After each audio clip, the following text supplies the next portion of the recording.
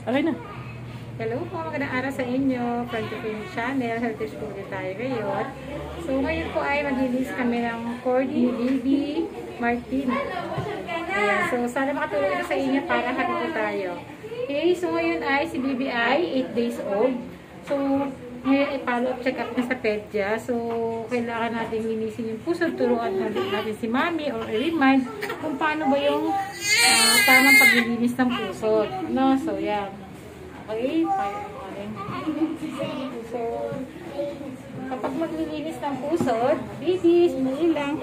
Kapag maglilinis ng pusod, i-wet nila yung cotton buds, na 70% alcohol, and then yan, ganun. Yung puno ng yung puno ng cord, kailangan ay, pakitutok. Kailangan ay, linisan natin paikot. Ayan. So, ganun. Ayan. So, hanggat minakuha tayong dumi, so wala, diretso ang linis lang natin.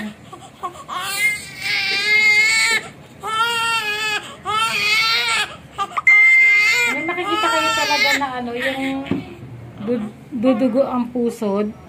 So, okay lang yan, huwag kayong matakot. Lalo na pag ngayon lang ulit nagalaw yung cord. Ayan. So, dapat kasi Mami, paalis na. So, yan, malinis na yung pusod niya. Pero kasi medyo may amoy, kaya ipakita ko lang sa inyo kung paano linisin ang pusod na gamit ang sodium chloride.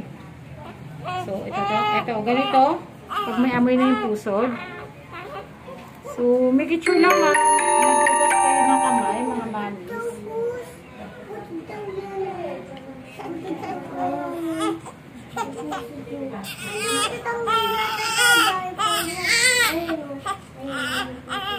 Ito ay parang tubig dagat, Mami. So, kaya maganda itong gamitin. Panlinis. Ayan. Sorry, baby. Paikot. Ibibiin lang, Mami, pag may dugo. Ayan. Wala na yung amoy niyan. So, huwag kayong matakot maglinis ng pusod. At least 4 to 6 times a day. At least 4 to 6 times a day ang paglilinis o higit pa kapag nakikita nyo na maraming secretion ng pusod at nagkakaamoy. Dalasan. Okay? So, yan.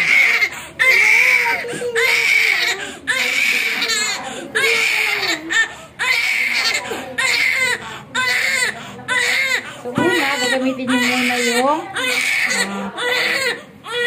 yung cotton buds na wet ng alcohol. And then, panghuli nyo na yung sodium chloride 0.9. Para, mawala yung amoy. Ayan, yung pa ganun. Sa taas. Yung taas. Kailangan siguro may cotton buds tayo, no? Ayos na lang. Para may cotton buds ako. Cotton buds. Kasi hindi nahagip yung hindi nahagip yung dulo. Kailangan basain ito. Ano yung dulo? Ito? Oo. Hindi ka ang bata.